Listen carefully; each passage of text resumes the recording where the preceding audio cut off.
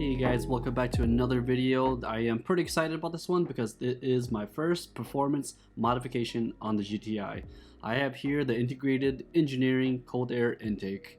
I am pretty pleased with the build quality of this intake, and the installation was very easy for me. Also with the intake, I decided to get the IE turbo inlet because I figured I'm already installing the intake, so might as well do both and get them done in once.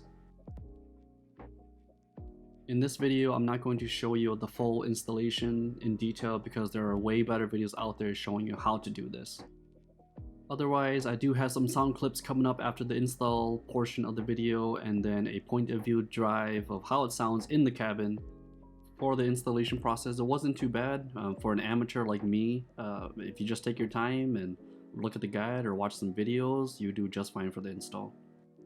I think one little detail I want to point out specifically is that IE includes these little rubber sealants to put over the coolant hose lines so that while you're switching, your coolant doesn't go everywhere. I think that's kind of nice. Small little thing.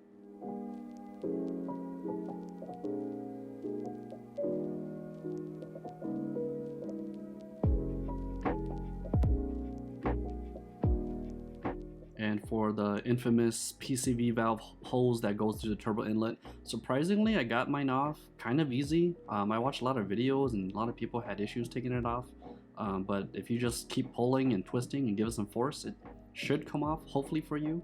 But for me, it was not too bad.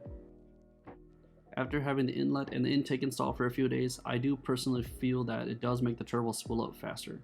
I think for the ease of installation and the cost was put into this, I would say it's highly recommended for me.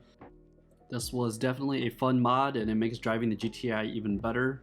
I hope you like this video. Let me know if you have any questions or comments below and I'll get back to you. Otherwise, I will see you in the next video.